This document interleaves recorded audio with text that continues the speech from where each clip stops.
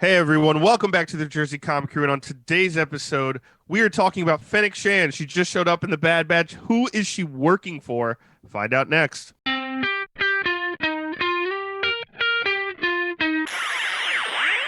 What's up, everybody? We're the Jersey Comic Crew, and we're talking Fennec Shand. We just saw her in the Bad Batch, and we want to know who hired her to be this bounty hunter to hunt down Omega. Now, guys, before we continue with the video, make sure you hit that like button, that subscribe, and do all the YouTube things that we need to keep the channel growing and to do more content for you.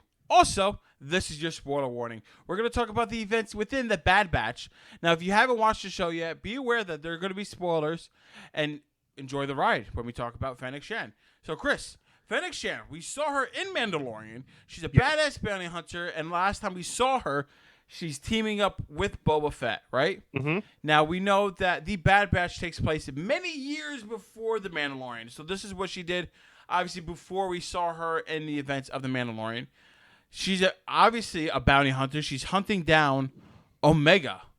The question is, who hired her, right? Big question. And at the moment, there's kind of a bunch of options, right? Could it be Lama Su and Nala Se, right? Could they have hired her to get her back? They wanted to get her away from Tarkin in the beginning. Did they hire Fennec to be like, hey, make sure she's alive, we want her back alive, and because they want her for maybe like whatever that phase 3 cloning process they might need her is for phase 3 to make these Jedi clones that we think may or may not be a thing because she's obviously special in some sort of way. Maybe it's George Lucas. Maybe George Lucas hired George Fennec. wants his stuff back. He's like, get me my IP back. He's like, you've been ruining it for too long. I want it back.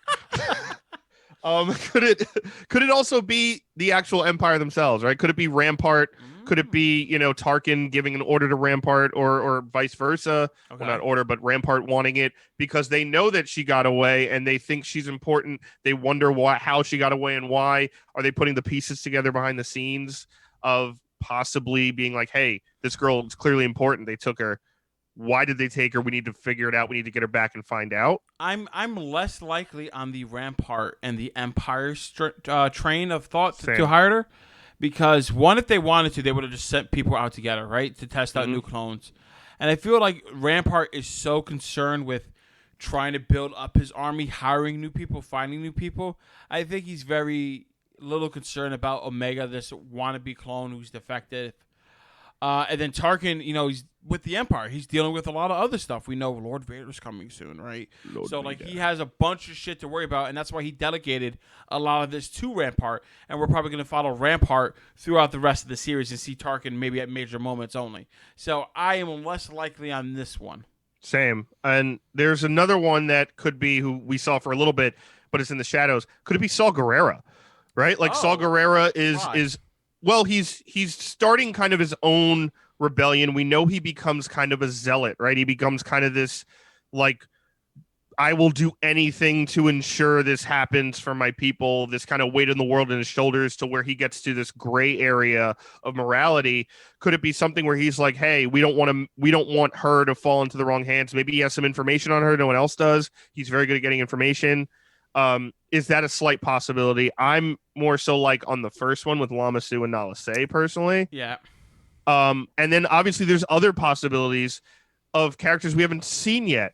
One of them being Boba Fett himself. Now, right now, Boba is like teenager age, like 16, 15-ish, probably. But as we saw from Clone Wars, he has already kind of started into that bounty hunter life. He's very intelligent. He's very smart. He's learned everything from his dad, and he's doing missions. He's doing things and stealing stuff and getting kind of like his own crew together. Could he be like, hey, that looks like me, but a girl? Is this connected? With the Boba Fett theory, like, obviously we see Fennec, we see clones, right? The Boba Fett theory is very attractive.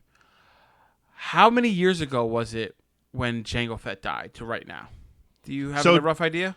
Yeah, like Jango Fett died in episode 2. So that would have been between that and episode 3 and then after episode 3.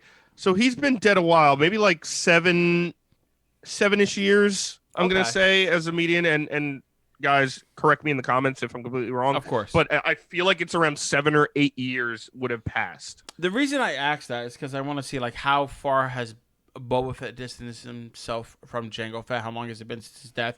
And he's becoming his own. I think in this phase, like he's still like finding himself and becoming his own. Like you said, he's a teenager.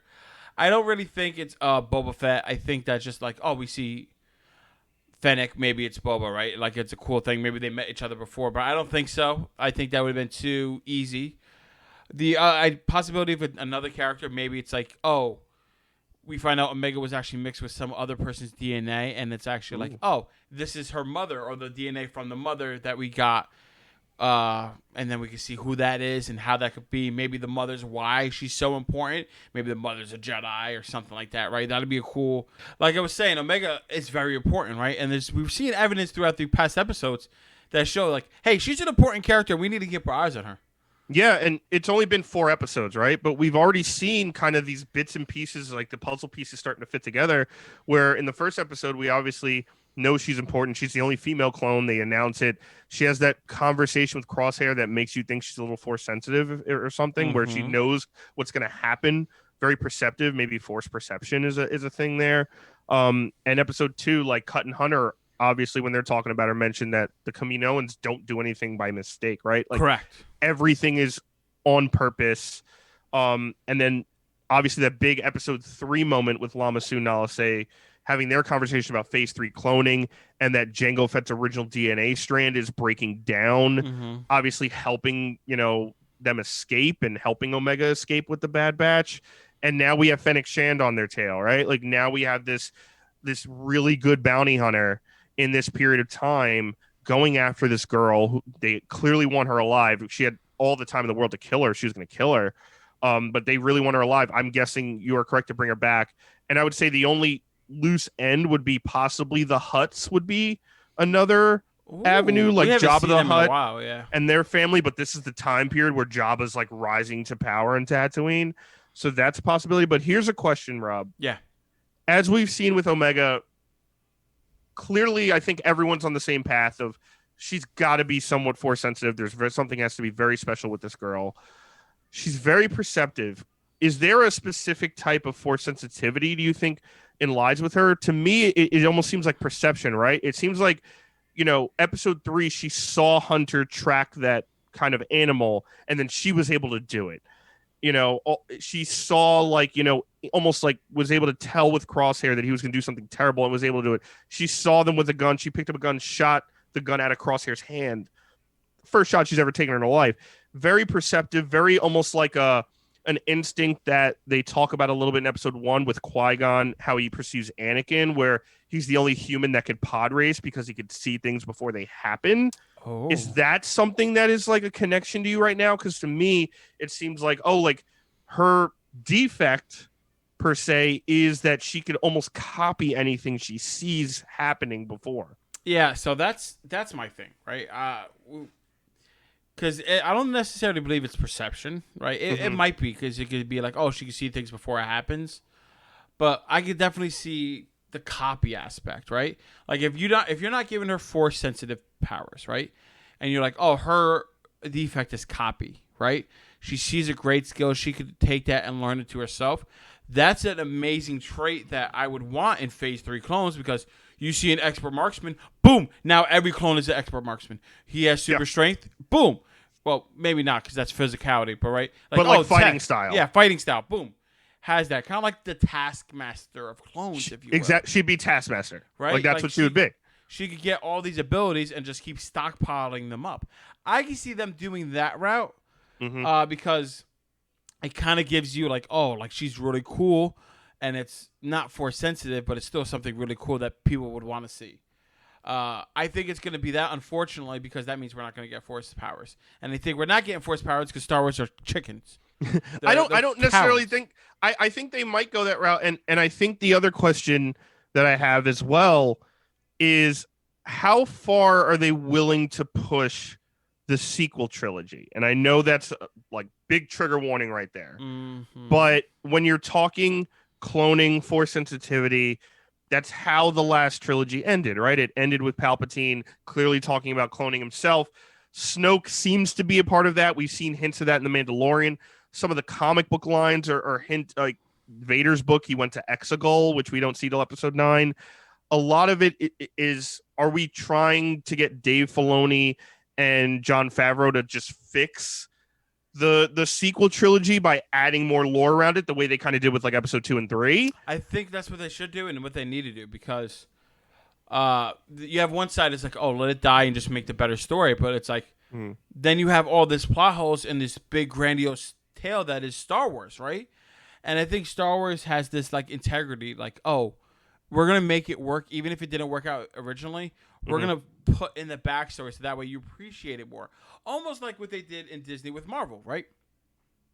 Arguably, Thor 2, Enter the Dark Worlds is one of the weaker movies, and then events in later movies make it more important again, right? You're like, oh, wait, some things are here, so it's more than what it just once was, right? And I think there's an appreciation of that, not just to make new content and forget what you did before, but to make new content with the purpose of improving what you did before and pushing everything together as one holistic approach. I think that's smart, and I'm fine with that. But I think it's going to keep pushing that way, and I'm very interested to see, hopefully sooner rather than later, we find out what the deal is with Omega. Exactly. Guys, we want to hear your thoughts down in the comments below. Who do you think Fennec Shand is working for? Why do you think Omega is so important? And do you think this show is going to push Star Wars further down a new direction? And guys, thanks so much for watching. Give us a thumbs up, really helps the channel out a lot.